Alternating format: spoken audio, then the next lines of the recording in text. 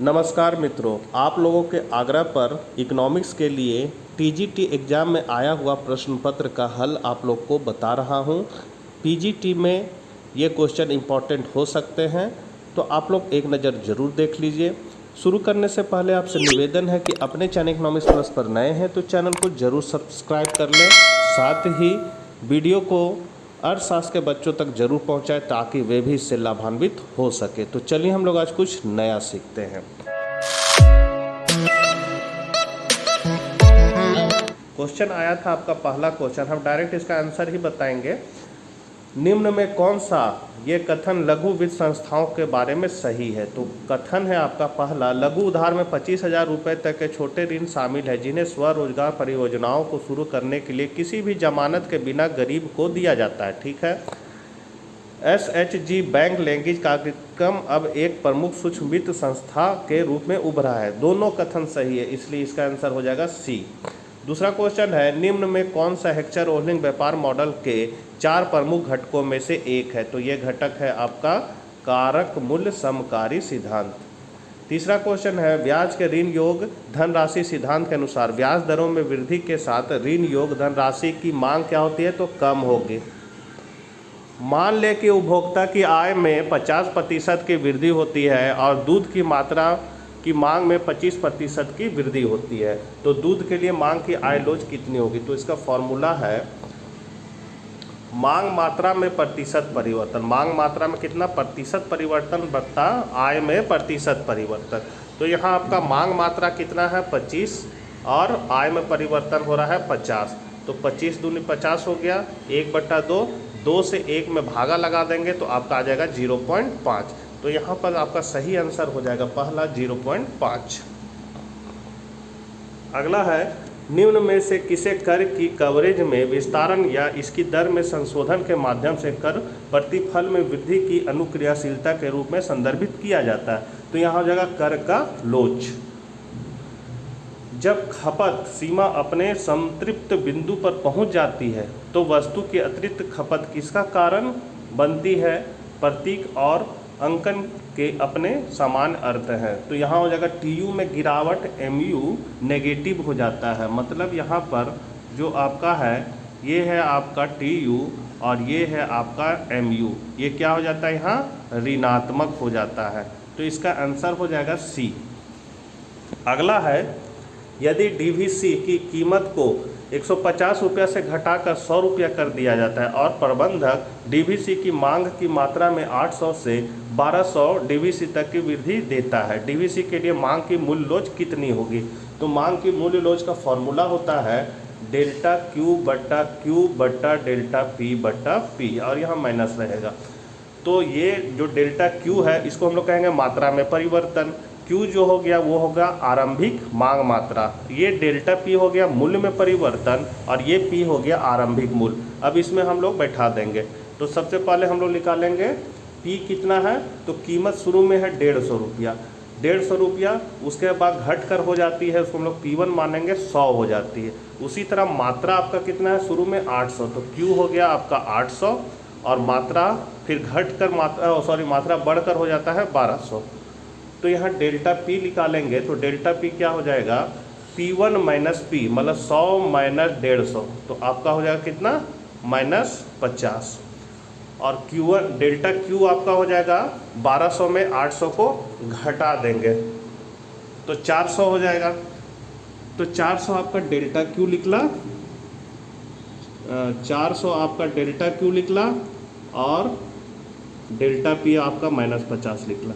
तो यहाँ मांग की लोच का फॉर्मूला होगा माइनस डेल्टा Q बट्टा डेल्टा P, इसमें हम लोग बैठा देंगे। तो सबसे पहले हम लोग डेल्टा Q को बैठाएंगे। तो डेल्टा Q कितना है? मात्रा 400 और आरंभिक मात्रा है आपका 800 बटा मूल्य में परिवर्तन कितना था? -50 और आरंभिक मूल्य कितना है? 150। अब यहाँ से ये कट गया, यहाँ से ये दोनों जीरो कट गया, तो यहाँ 4 दूनी 8, तो यहाँ पर आपका ऊपर में बचेगा 1/2 और नीचे में हो जाएगा 5 तिया 15, यहाँ बच जाएगा 1/3। अब इसको हम लोग गुना में चेंज करेंगे तो आपका हो जाएगा 1/2 गुने 3/1, ये पलट जाएगा, 3 ऊपर चला जाएगा। अब 2 से 3 में भागा लगा देंगे, 2 से 3 में भागा तो 2 एकाएँ 2.0225, तो आपका आंसर आ रहा है 1.5। तो यहाँ बी ऑप्शन आपका सही है, 1.5।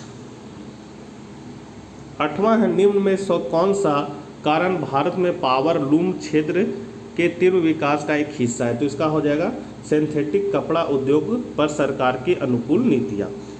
9वां है, निम्न में से कौन सा कोड मानव विकास सूचकांक 2010 के घटक है? तो ये कोड है, पहला जन्म के समय जीवन प्रत्याशा, दूसरा 1 साल की उम्र में जीवन प्रत्याशा, तीसरा है स्कूली शिक्षा का अपेक्षित वर्ष और प्रति व्यक्ति पीपीपी में सकल राष्ट्रीय आय। तो यहाँ हो जाएगा ए, केवल पहला, तीसरा और चौथा सही है। पहला ये होगा जन्म के समय जीवन प्रत्याशा, फिर है आपका तीसरा स्कूली शिक्षा का अपेक्षित वर्ष, और आपका चौथा हो जाएगा प्रति व्यक्ति सकल राष्ट्रीय आय। अगला क्वेश्चन है, राष्ट्रीय मुद्रा का अवमूल्यन, तो ये होता है देश की धन मांग को बढ़ाएगा। अगला क्वेश्चन है, निम्न में से कौन सा एक ऐसा सकल वैश्विक अंतर्राष्ट्रीय संगठन है जो अब देशों के बीच व्यापार के नियमों से निपटने और व्यापार विवादों से निपटने के लिए जिम्मेदार है? प्रतीक और अंकन के अपने समान अर्थ है, तो इसका हो जाएगा WTO, अंतर्राष्ट्रीय व्यापार संगठन WTO है। बेरोजगारी दर की गणना किस रूप में की जाती है? तो रोजगार प्राप्त संख्या में रोजगार, यहाँ हो जाएगा बेरोजगार लोगों की संख्या बट्टा कुल श्रम शक्ति गुना 100 हो जाएगा। अगला है, निम्न में कौन सा उद्योग विशेष रूप से सार्वजनिक क्षेत्र के उद्योगों के तहत आरक्षित है? तो इसका हो जाएगा आपका निम्न में कौन सा उद्योग विशेष रूप से सार्वजनिक क्षेत्र के उद्योगों से आरक्षित है? तो ये आपका हो जाएगा रक्षा उद्योग। अगला है, अंतर्राष्ट्रीय व्यापार में डंपिंग किसे संदर्भित करता है? तो अपनी उत्पादन लागत की तुलना में कम कीमत पर वस्तुओं का निर्यात को।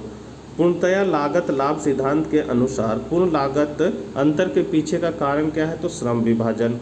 निम्न में से किस उद्योग को बुनियादी एवं भारी उद्योग के रूप में नहीं माना जाता है? हो जाएगा उपभोक्ता इलेक्ट्रॉनिक उद्योग। 17 है, रिकार्डो के किराए का सिद्धांत निम्न में से किस पूर्व धारणा पर आधारित है? मतलब रिकार्डो का लगान सिद्धांत, तो ये है आपका ह्रासमान प्रतिफल का नियम पर। एक पूंजीवादी स्वेच्छा व्यापार अर्थव्यवस्था में संसाधनों के आवंटन को किससे निर्धारित किया जाता है? तो उपभोक्ता प्राथमिकताएं।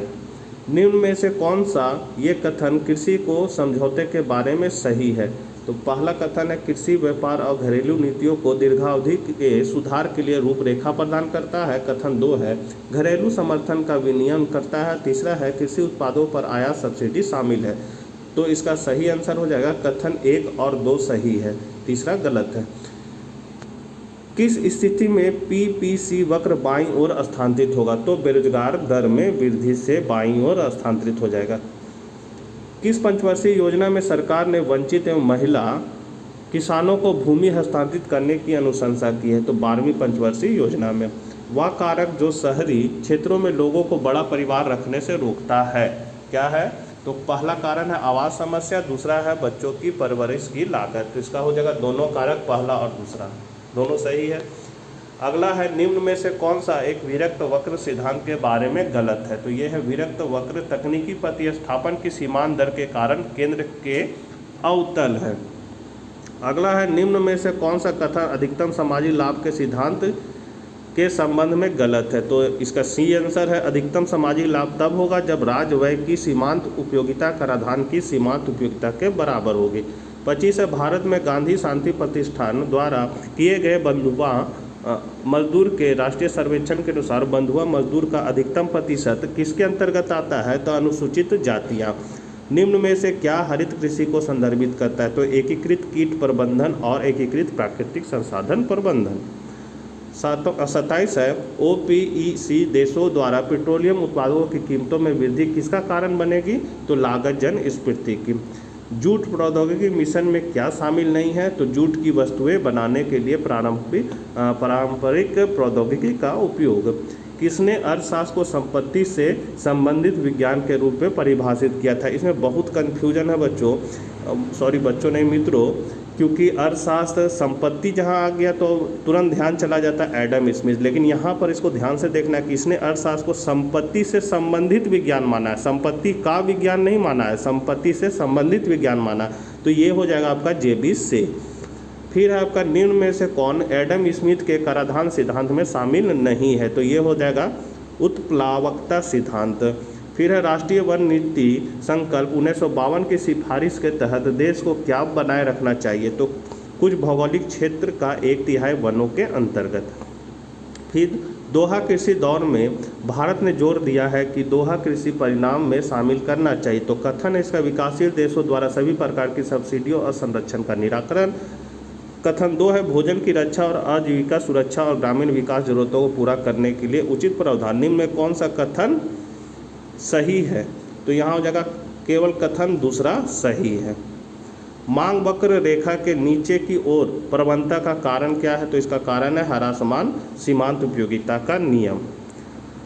उस बिंदु को क्या कहा जाता है जिस पर TP एक ह्रासमान दर पर बढ़ना शुरू करता है और MP अधिकतम होता है, तो यहाँ हो जाएगा मोड़ बिंदु। 35 है भारतीय इस्पात प्राधिकरण की स्थापना कब की गई थी, तो 1973 में। निम्न में से कौन सा कथन तृतीय श्रेणी मूल्य विभेद के तहत गलत है, तो ये हो जाएगा आपका विक्रेता एवं विशिष्ट मात्रा के लिए प्रति इकाई एक समान मूल्य लागू करता है।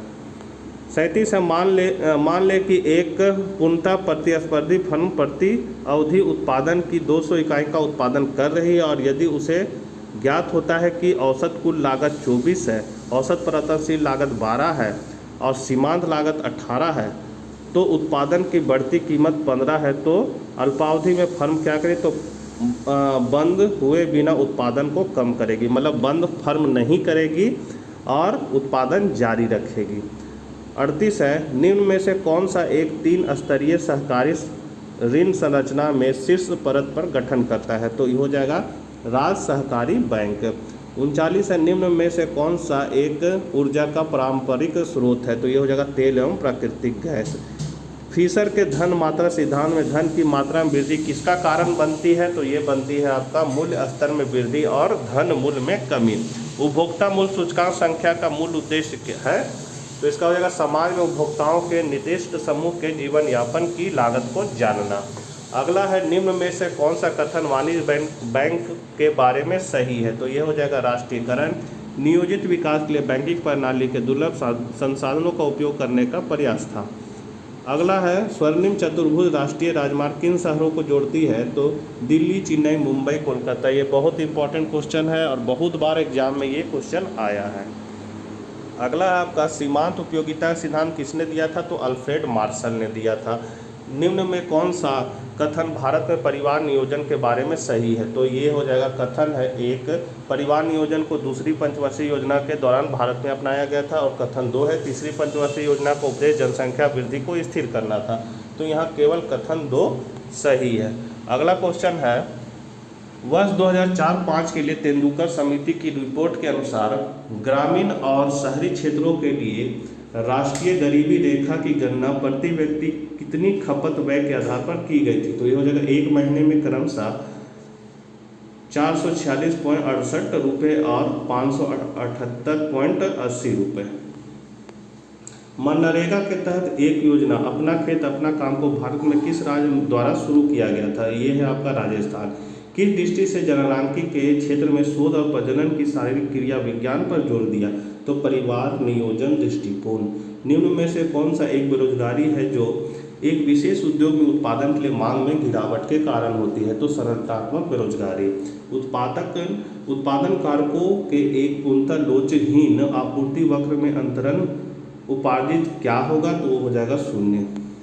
उपभोक्ता अधिशेष किसे संदर्भित करता है, तो उपभोक्ता जिसका भुगतान करने को तैयार है और वह वास्तव में कितना भुगतान करता है, इसके बीच का अंतर। अगला क्वेश्चन है निम्न में से कौन सा ये कथन ग्रामीण और संरचना विकास निधि के बारे में सही है, तो इसको देख लीजिएगा बच्चों, केवल कथन 2 सही है। FDI का सबसे उपयुक्त पूर्ण रूप क्या है, तो फॉरेन डायरेक्ट इन्वेस्टमेंट। फिर है आपका निम्न में कौन सा कथन जलवायु परिवर्तन पर राष्ट्रीय कार्य योजना के बारे में सही है। तो यहाँ हो जाएगा कथन 1 और 2 दोनों सही है, मतलब प्रधानमंत्री द्वारा 2008 में शुरू की गई थी और जवाहरलाल नेहरू राष्ट्रीय सौर मिशन के तहत ये एक मिशन है। निम्न में से कौन सा चयनात्मक ऋण नियंत्रण उपाय गलत है? तो चर आरक्षित आवश्यकताएं। किस औद्योगिक नीति संकल्प ने औद्योगिक विकास के लिए प्रमुख एवं प्रत्यक्ष जिम्मेदारी को संभालने के लिए राज्य की भूमिका को प्रधानता दी थी? तो IPR 1956। यदि वस्तु X की कीमत बढ़ती है तो वस्तु Z की मांग में वृद्धि होती है, ऐसी वस्तु को क्या कहा जाता है? तो इसको हम लोग कहते हैं स्थानापन्न वस्तु। निम्न में से कौन सा मुद्रास्फीति का एक प्रकार है जो बहुत अधिक पैसों द्वारा बहुत कम वस्तुओं का पीछा किए जाने का परिणाम है? तो मांग प्रेरित मुद्रास्फीति। एम्बर बॉक्स निम्न में से किससे संबंधित है? तो सभी व्यापार विकृत घरेलू समर्थन से। निम्न में कौन सा कथन सार्वजनिक क्षेत्र के उद्योगों से संबंधित है? तो यहाँ हो जाएगा, इसको आप लोग देख लीजिएगा, कथन 1 और 2 सही है। फिर 61 में कौन सा भारत में ऊर्जा समस्या के संबंध में सही है? तो इसको देख लीजिएगा, इसका हो जाएगा दोनों 1 और 2 सही है। फिर है निम्न में से कौन सा एक सार्वजनिक क्षेत्र के उपकरण का उद्देश्य नहीं है? तो आयात में तेजी लाना और निर्यात संवर्धन को हतोत्साहित करना।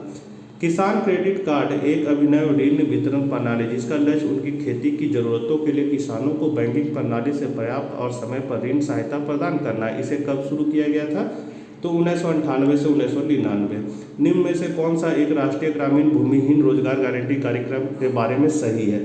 तो ये हो जाएगा, इसका मुख्य उद्देश्य तेजी से आर्थिक विकास के साथ ग्रामीण संरचना को मजबूत बनाने के लिए टिकाऊ संपत्ति बनाना था।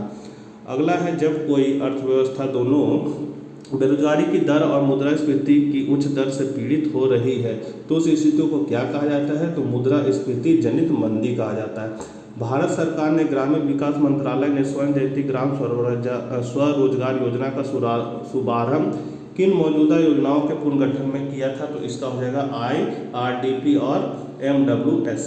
निम्न में से कौन सा तर्क भारत में सरकारी खेती के पक्ष में सही है? मतलब इस टाइप का क्वेश्चन बहुत आता है, केवल कथन 1 सही है।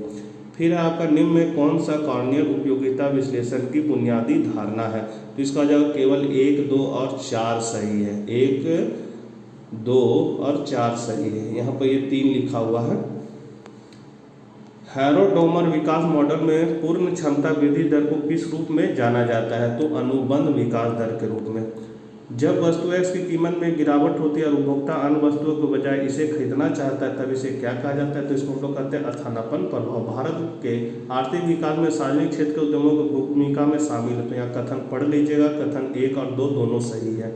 सापेक्ष सामग्री की कीमतों में अंतर के आधार पर दोनों राष्ट्रों के बीच व्यापार किसमें अंतर की वजह से होता है? तो कारक वृत्ति के अंतर के कारण। इनमें से कौन सा एक कर है जिसे एक व्यक्ति पर इसलिए लगाया जाता है क्योंकि वह समाज के अंतर्गत आता है? तो चुनाव कर। निम्न में से कौन सा एक सबसे सटीक तरीके से मनी मल्टीप्लायर को परिभाषित करता है?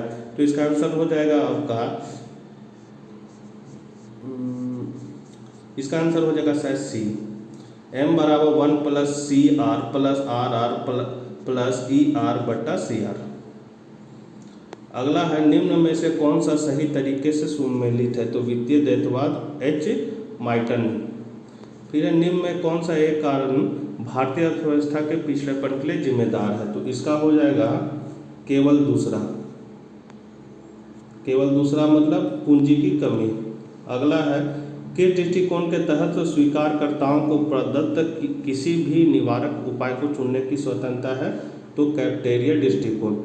व्यक्ति के श्रम आपूर्ति वक्र के पीछे के झुकने का कारण क्या है? तो मजदूरी दर में वृद्धि प्रतिस्थापन और आय प्रभावों को उत्पन्न करती है। शास्त्रीय विचारक के अनुसार कारक निम्न में से किसके अनुसार प्रदत्त किए जाएंगे? तो इसका हो जाएगा MP सीमांत उत्पाद के द्वारा। एक मिश्रित अर्थव्यवस्था में सभी आर्थिक निर्णय किसके द्वारा लिए जाते हैं? तो राज्य और निजी उद्यम द्वारा। उन वस्तुओं को क्या कहा जाता है जिसकी मांग उपभोक्ता की आय में वृद्धि के साथ बढ़ जाती है? तो उसको हम लोग सामान्य वस्तु कहेंगे। लोग अपनी अर्थशास्त्रीय संबंधित फैसले में चुनाव क्यों करते हैं? तो मानव इच्छाएं असीमित है और साधन सीमित है। 15वीं जनगणना 2011 के संशोधित आंकड़ों के अनुसार निम्न में कौन सा केंद्र शासित प्रदेश में जनसंख्या घनत्व उच्चतम है? तो जनसंख्या घनत्व उच्चतम है दिल्ली में। यदि दो वस्तु एक दूसरे के बिल्कुल पूरक है तो विरत वक्र कैसा होगा? तो समकोणीय होगा, मतलब एल आकार का होगा। ये उदासीन वक्र से है आपका। अगला है राष्ट्रीय वन नीति 1988 का उद्देश्य क्या है? तो इसका है पहला, दोनों 1 और 2 सही है, मतलब दोनों देख लीजिए। अगला है कौन सा नियम वर्णित करता है जिसमें सार्वजनिक व्यय एक सुचारू एवं सतत तरीके से नहीं बढ़ता है परंतु एक झटके की चाल से बढ़ता है? तो वाइजमैन पीकॉक हाइपोथेसिस। ये लोक वित्त मतलब पब्लिक फाइनेंस से क्वेश्चन है। निम्न में से कौन सी समिति का गठन सहकारी खेती की जांच के लिए किया गया था? तो निजली गप्पा समिति। मान ले वस्तु Z की कीमत 25 रुपये है और 30 रुपये तक बढ़ने के साथ वस्तु X की मांग 8 से 12 तक बढ़ जाती है। वस्तु Z के लिए मांग की आय लोच क्या होगी? तो यहाँ पर क्या होगा, अभी इस मांग के लोच का जो फॉर्मूला बताया था उसी तरीक़ा से जब हम लोग बनाएंगे, इसका फॉर्मूला है डेल्टा Q बटा Q बटा डेल्टा P बटा P। इस फॉर्मूला में डेल्टा Q कैसे निकालते हैं बताए हैं और डेल्टा P दोनों को निकाल के भागा दीजिएगा तो आपका आंसर आ जाएगा 2.5। अगला है सीमांत उत्पाद की बिक्री से प्राप्त आय को किस रूप में जाना जाता है? तो VMP। मनरेगा के तहत सामाजिक अंकेक्षण समिति का चयन कौन करता है? तो ग्राम सभा। भारत में CPI के 4 सूचकांक है, निम्न में से किसे CPI सूचकांक से बाहर रखा जाता है? तो औद्योगिक श्रमिक। निम्न में से कौन सा कथन सेल के बारे में सही है? तो केवल कथन दूसरा सही है। अगला है राज्य वित्तीय निगम मुख्य रूप से किसका विकास करने के लिए सहायता प्रदान करती है? तो लघु और मध्यम उद्योग का। विनिमय के समीकरण MV प्लस M-V- बराबर PY में V डैश किसे निरूपित करता है? तो वित्तीय क्षेत्र में घूमने वाले धन परिचालन का वेग को। निम्न में से कौन सा भारतीय रिजर्व बैंक के कार्य है? निम्न में से सही कोड का चयन कीजिए। तो सही कोड है आपका केवल पहला और तीसरा सही है, मतलब मुद्रा जारी करता है और बैंकों का बैंक है, बैंकरों का बैंक है। फिर है आपका निम्न में से कौन सा कथन सही है? तो ये कथन को देख लीजिए बच्चों, इसका आंसर हो जाएगा C, पहला और दूसरा सही है। अवसंरचना में आप उस परियोजना को कैसे संदर्भित करते हैं जिसे अप्रयुक्त भूमियों पर निष्पादित किया गया है, जहां मौजूदा अवसंरचनाओं को पूरा तैयार करने या ध्वस्त करने की कोई ज़रूरत नहीं है? तो ये है ग्रीनफील्ड परियोजनाएं। अप्रत्यक्ष कर के उस प्रकार को क्या कहा जाता है जिसे वस्तु की कीमत के अनुपात के रूप में व्यक्त किया जाता है? ये उसको कहते हैं हम लोग यथामूल्य कर। 1912 के दौरान विश्व के कच्चे इस्पात उत्पादक देशों में भारत का स्थान क्या था? तो चौथा था। निम्न में से कौन सा कथन सही है? तो इसमें से है आर्थिक विकास को संरचनात्मक परिवर्तन द्वारा वर्णित किया गया है।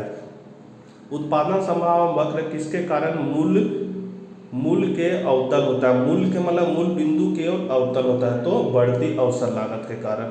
अगला है अल्पकालीन योजनाओं के एक प्रकार को रोलिंग योजनाओं के रूप में जाना जाता है। निम्न में से कौन सा एक रोलिंग योजनाओं का प्रमुख पहलू? तो इसका हो जाएगा पंचवर्षीय सीमा को अतिरिक्त वर्ष के लिए चयनित केंद्रीय लक्ष्यों को बदलकर प्रत्येक वर्ष बढ़ाया जाता है। अगला है यदि मांग की मूल्य लोच 1 से कम है तो उत्पाद की कीमत में कमी के साथ एकाधिकारी फर्म का कुल मांग क्या होगा? कम हो जाएगा। अगला है निम्न में से कौन सा भारतीय रेलवे प्रणाली के संदर्भ में कथन सही? कथन देख लीजिए तो कथन 1 केवल सही है। अगला है निम्न में से कौन सा कथन सार्वजनिक क्षेत्र के संबंध में सही है? तो इस कथन को देख लीजिए, कथन 1 और 2 दोनों सही है। मान ले वस्तु X बाजार में आसानी से उपलब्ध है तो वस्तु X की खपत तब बढ़ेगी जब उसका MU क्या होगा? नेगेटिव है। किस वर्ष में भारतीय रिजर्व बैंक ने भारतीय रुपये को पूरी तरह से चालू खाते के लेन देन में परिवर्तनीय बनाया था? तो 1994 में। निम्न कथनों पर विचार करें और सही विकल्प का चयन करें। 2016 FDI नीति के अनुसार, तो कथन दूसरा सही है। राष्ट्रीय कृषि और ग्रामीण विकास बैंक नाबार्ड के कार्यों में क्या शामिल नहीं है? तो बैंक ऋण का विनियमन। फिर किस समिति की सिफारिशों के तहत बैट को भारत में पेश किया गया? तो झा समिति। MSMED अधिनियम 2006 के तहत छोटे उद्योगों में उपकरण की निवेश सीमा क्या है? तो 10 लाख रुपए से अधिक और 2 करोड़ रुपए से कम। जो कुल आबादी में कार्यशील आयु वाले लोगों का अनुपात बहुत उच्च होता है तो उसे क्या कहा जाता है? तो जनसांख्यिकीय भाग। निम्न में से कौन सा एक संगठन उसके स्थापना वर्ष का सही मिलान है? तो RRB 1975-76। निम्न में से किस प्रकार की योजना का गलत तरीके से मिलान किया गया? यहाँ गलत को खोजना है, तो परिपेक्ष नियोजन मतलब अल्पकालीन योजना, ये गलत तरीका। क्वेश्चन को ध्यान से पढ़ना है, सही नहीं करना है, इसको गलत खोजना था। भारत में मुद्रास्फीति को नियंत्रित करने के लिए देश के केंद्रीय बैंक निम्न में से कौन सा उपाय अपनाएंगे? तो बैंक दर में वृद्धि और CRR में वृद्धि करें, मतलब कैश रिजर्व रेशियो में वृद्धि करेंगे। यदि अलग अलग करदाताओं करों के माध्यम से उपयोगिता की समान राशि की हानि करते तो इसे क्या कहा जाता है? तो इसे बराबर निरपेक्ष हानि कहते हैं। निम्न में से कौन सा भारतीय कृषि क्षेत्र के बारे में गलत है? तो संरचनात्मक बेरोजगारी कृषि क्षेत्र में प्रबल है। 1815 में अंतर्राष्ट्रीय व्यापार का शास्त्रीय सिद्धांत किसने तैयार किया था, जिसे तुलनात्मक लागत या लाभ के सिद्धांत के रूप में जाना जाता है? तो डेविड रिकार्डो ने। FDI नीति 2016 के अनुसार स्वचालित मार्ग के तहत भारत में एसेट रिकंस्ट्रक्शन कंपनियों में कितने प्रतिशत FDI की अनुमति दी गई है? तो 100%।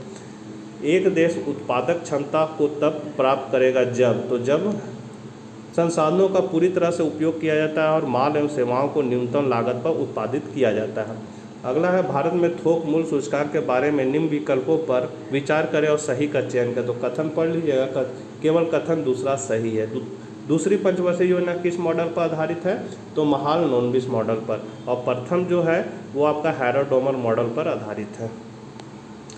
फिर यह कथन सही करना है, कथन देख लीजिए, दोनों कथन सही है। निम्न में से कौन सा कथन असंतुलित विकास युक्ति के बारे में सही है? तो चुनिंदा क्षेत्रों में निवेश। निम्न में से कौन सा कथन RBI के चल निधि संसाधन के बारे में सही है? तो इसका हो जाएगा L2 L1 प्लस ऋण संस्थाओं एवं पूर्ण वित्त संस्था में सावधि जमा राशि प्लस वित्त संस्थाओं द्वारा अवधि उधार। वर्ष 2011 की जनगणना के अनुसार भारत में जनसंख्या का घनत्व क्या है? तो 382 प्रति वर्ग किलोमीटर। निम्न में कौन सा कथन भारतीय कृषि क्षेत्र के बारे में सही है? तो कथन को देख लीजिएगा, इसमें ना तो कथन 1 और ना ही 2 सही है। निम्न में से कौन सा प्रकट अधिमान सिद्धांत के बारे में सही है? प्रकट अधिमान सिद्धांत को सैमुअल्सन ने दिया था। यह है उपभोक्ता की पसंद मजबूत आदेश देने पर आधारित है। अंतर्राष्ट्रीय व्यापार में बढ़ती अवसर लागत के तहत उत्पादन संभावना वक्र मूल बिंदु के अवतल है। तो यह हो जाएगा वस्तुओं के बढ़ते उत्पादन के साथ बढ़ती अवसर लागत का प्रतिनिधित्व करने के लिए। अगला है निम्न में से कौन सा कथन बहुआयामी गरीबी सूचकांक के बारे में सही है? तो दोनों कथन 1 और 2 सही है। निम्न में से किस समिति का गठन सरकार द्वारा उचित रेल सड़क समन्वय के उपायों को अपनाने के लिए किया गया था? तो वेजवुड समिति। बहुत इंपॉर्टेंट है ये वाला। जब बजटीय विधि को क्या कहा जाता है? उस बजटीय विधि को क्या कहा जाता है जिसमें सभी गतिविधियों को पुनः मूल्यांकित करके बजट बनाया जाता है? तो इसको हम लोग कहते हैं शून्य आधारित बजट। फिर है निम्न में से किस लौ एवं इस्पात कंपनियों के स्थापना वर्ष का मिलान सही से किया गया है? तो इसका हो जाएगा Indian iron and steel company. फिर लंबे समय में पूर्णतः प्रतिस्पर्धी फर्म क्या है? तो ब्रेक इवन लाभ अर्जित करेगी। अगला है उद्यमी का लाभ तब अधिकतम होगा जब फर्म कारक मात्रा को इनमें से क्या होने पर खरीदता है? तो ये हो जाएगा MRP बराबर MFC। कृषि वित्त के गैर संस्थागत स्रोतों में क्या शामिल है? तो साहूकार और सहकारी समिति। अगला है निम्न में से कौन सी परिस्थिति को मिनी रत्न श्रेणी 2 पद हासिल करने के लिए उद्यम द्वारा पूरा किया जाना चाहिए? तो हो जाएगा पिछले 3 वर्षों से लगातार लाभ अर्जित किया होना चाहिए और एक सकारात्मक निवल संपत्ति होनी चाहिए। फिर निम्न प्रकार के आय निर्धारण मॉडल की कल्पना करें। तो इसका हो जाएगा, क्वेश्चन देख लीजिए, इसका हो जाएगा -B/1 -B + BT1। मान लें कि एक ग्राहक एक अखबार खरीद रहा है और एक अन्य अखबार खरीदने के लिए तैयार है। यदि उपभोक्ता तर्कसंगत है तो कौन सा कारक उसके फैसले का निर्धारण करेगा? तो उपभोक्ता को अखबारों से प्राप्त अतिरिक्त आनंद की तुलना में दूसरे अखबार की लागत। फिर है आपका निम्न में से कौन सा एक उचित रेल सड़क समन्वय का कारण है? तो इसका हो जाएगा अधिकतम प्रतिफल पाने के लिए रेलवे की अस्थायी परिसंपत्तियों में भारी निवेश को बेहतर तरीके से उपयोग करना चाहिए। और फिर है राष्ट्रीय जनसंख्या नीति 2000 का लक्ष्य क्या है, तो शिशु मृत्यु दर को 30% 1000 जीवित जन्मों से कम करना। अगला है निम्न में से कौन सा एक सबसे उचित तरीके से खुले बाजार परिचालन का वर्णन करता है, तो केंद्रीय बैंक द्वारा सरकारी प्रतिभूतियों की खरीद और बिक्री। अगला है निम्न में से कौन सा कथन 1993 से 2005 की अवधि में रोजगार मोर्चों के संबंध में सही है, तो कथन 1 और 2 दोनों। अपने मौजूदा रोजगार में कारक को बनाए रखने के लिए आवश्यकता के अतिरिक्त कारक के लिए किए गए भुगतान को क्या कहा जाता है, तो किफ़ायत किराया। अगला है भारत में मुद्रास्फीति का प्रमुख कारकों में से एक क्या है, तो घाटे की वित्त व्यवस्था। अधिकतम और सस्ता मूल्य निर्धारण निम्न में से किस उद्योग में आम है, तो दूरसंचार उद्योग, विद्युत कंपनी और पार्किंग स्थल में। अगला है निम्न में से कौन सा एक पूंजीवादी अर्थव्यवस्था का गुण है, तो उपभोक्ता संप्रभुता। अगला है निम्न में से कौन सा कथन भारत में जूट उद्योग के संबंध में सही है, तो कथन देख लीजिएगा, कथन 2 केवल सही है। अगला है निम्न दिए गए कोड में सही उत्तर का चयन करें, तो इसको कोड को देख लीजिएगा आप लोग ध्यान से।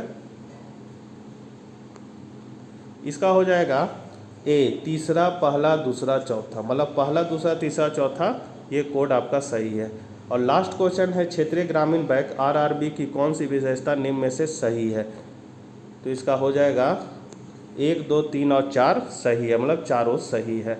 तो ये थे आपके टीजीटी एग्ज़ाम में आए हुए प्रश्न के उत्तर। आशा करते हैं आप लोग वीडियो ज़रूर शेयर कीजिएगा। मिलते हैं फिर नेक्स्ट वीडियो में, तब तक के लिए आज्ञा दीजिए। Bye bye.